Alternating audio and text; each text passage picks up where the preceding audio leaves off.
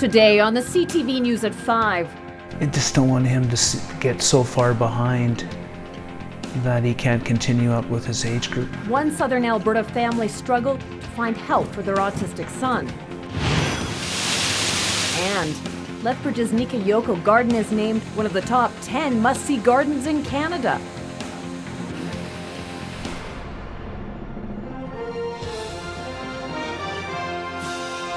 CTV News with Jackie Scantlebury. Good afternoon. Last month, the Canadian economy created more jobs than it has in the last decade. But in southern Alberta, it was actually the number of jobless that increased. 95,000 jobs were created in May across the country. That's more than the entire population of Red Deer. The national unemployment rate dropped to 7.1%, but the numbers tell a different story here in Alberta. The provincial jobless rate jumped to 4.8%. The Lethbridge Medicine Hat region saw an increase in the employment rate from 5.5% to 6.2%. A 21-year-old Lethbridge man has been sentenced to 4 years behind bars for attempted murder. Hector Morales was charged with 2 counts of attempted murder, aggravated assault, and several drug charges in connection to a drive-by shooting back in April of 2010. Morales' co-accused Eric Souza is currently serving a 5-year prison sentence in the Lethbridge case. Well, we may never know whose human remains were discovered by a work crew replacing a gas line in Medicine Hat. An archaeologist with the province came to town yesterday to inspect the site. The expert snapped pictures and examined various pieces, trying to determine whether the apparent burial was a site of historical significance. It's not believed to be, so now the efforts will be focusing on reburying the body. Through consultation with the Chief Medical Examiner's office in Calgary, Medicine Hat police believe the remains are between 50 to 100 years old. Access to a proper education is what every parent wants for their child. But for many families with special needs children, that's a dream. CTV's Kathy Lee spoke to a Claresholm family who say there's just not enough support for their autistic son. This is 9-year-old Liam McKee. He's a pretty active kid. Liam has high-functioning autism, and doing these exercises helps him concentrate better in class.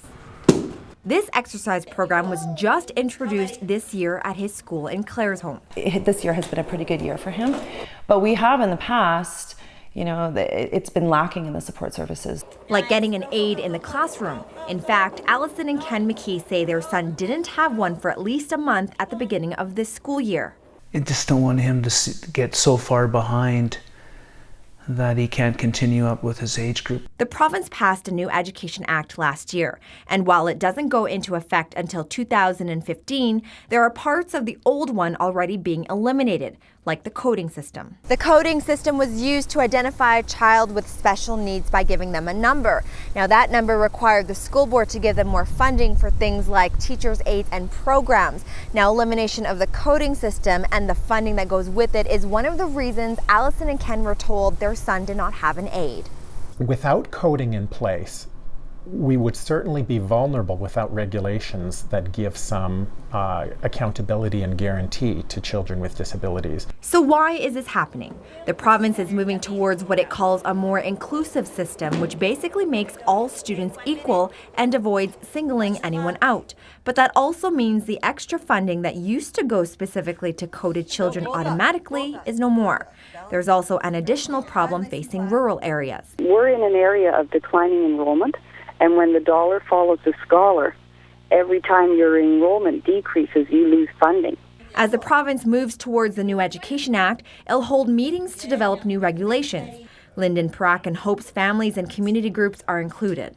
With that kind of input, we have the best chance of creating a collaborative educational system. Which is what Ken and Allison are hoping for, so Liam has a better chance to reaching his full potential in the future. Kathy Lee, CTV News, Calgary. Now, tonight at 6, we have more on the struggles facing disabled children and their families. We speak to a Calgary family whose threat of legal action forced the public school board to ante up for their child.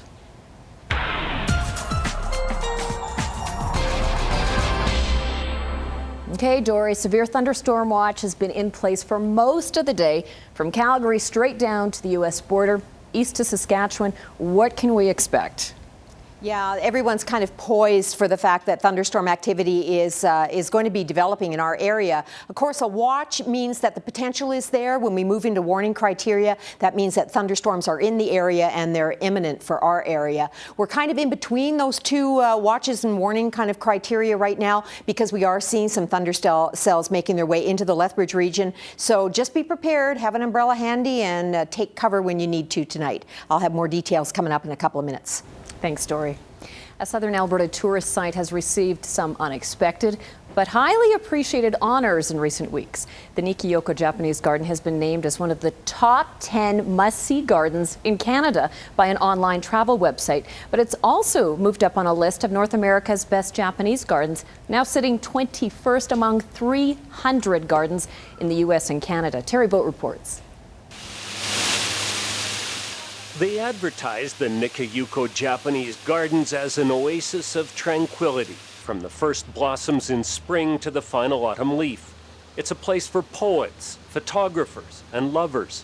Well, the science of Japanese gardening is the serenity and peace and tranquility. You won't see flowers necessarily in a Japanese garden. It's all about the placement of the rocks, the water, the trees, the pruning, especially in a Japanese garden, and ours has been kept very authentic over the years. All the buildings were built in Japan, disassembled and brought to Canada, where they were put together again, a project that took 6 Japanese carpenters 22 months to complete.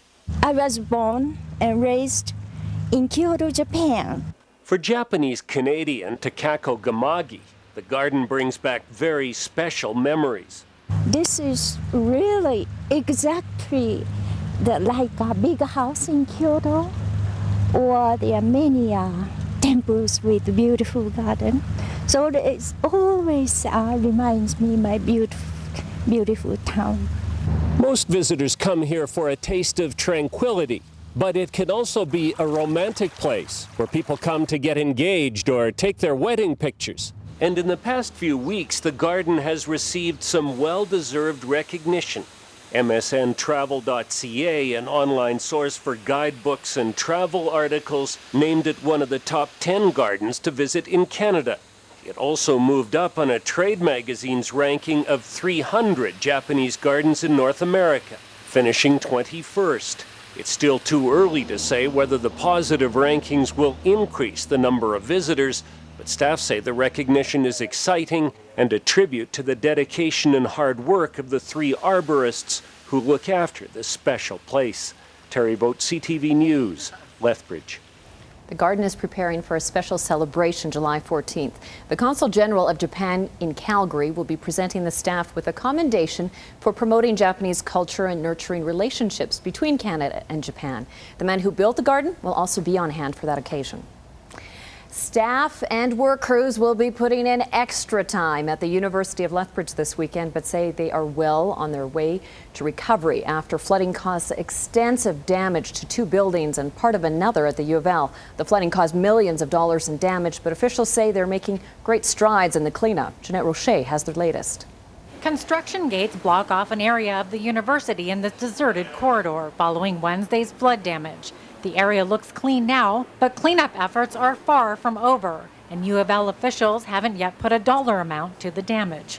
Until we actually figure out all of the recovery strategies, knowing what the cost of that will be will take some time. And then, they have to go through and figure out which carpets have to be replaced, how much drywall do you have to rip up.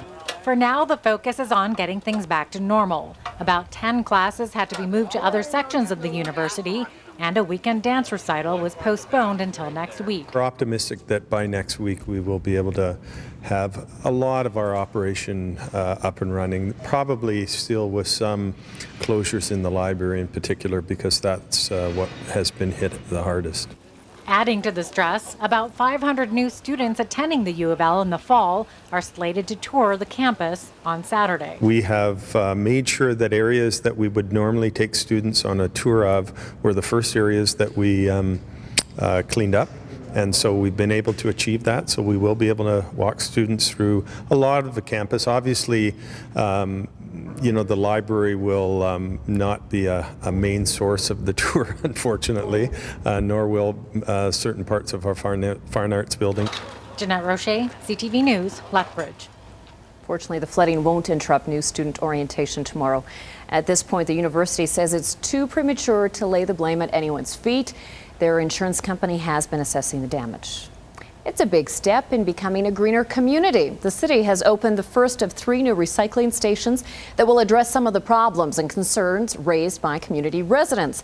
The sites have better litter control and increased capacity. They can also accept yard waste. The previous recycling depots will be permanently decommissioned. This station is located at Stafford Drive and Scenic Drive North. The other 2 should be open by Monday.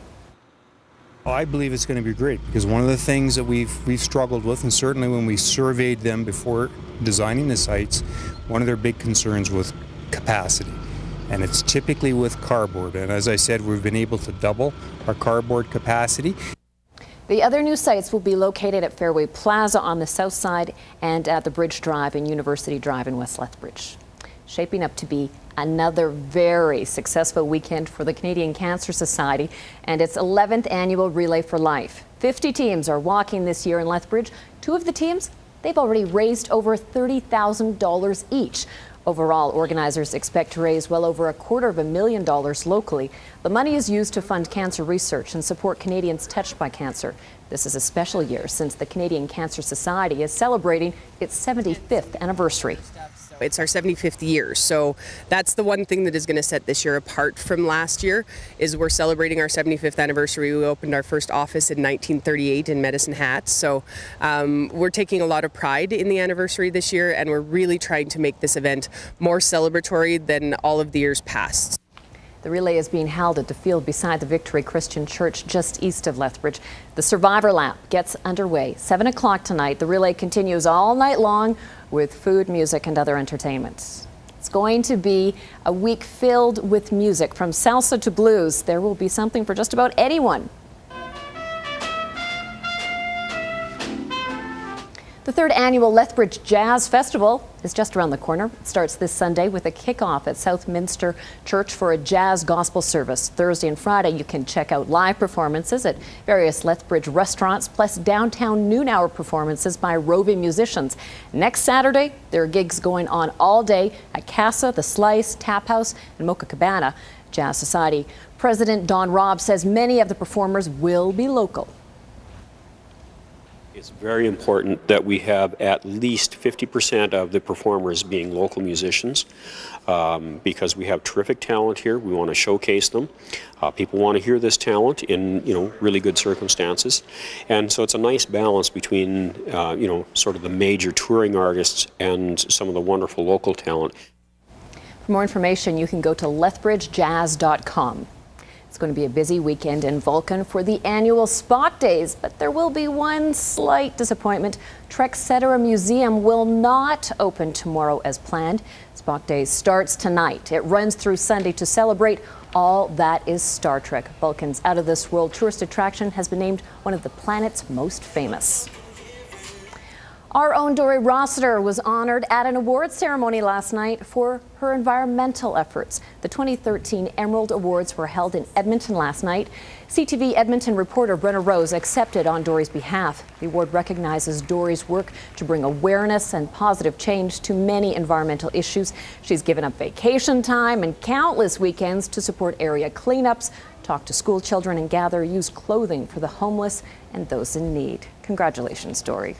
Time now for a look at the day's markets. Then, that Dory Rossiter, she's back with your weekend forecast.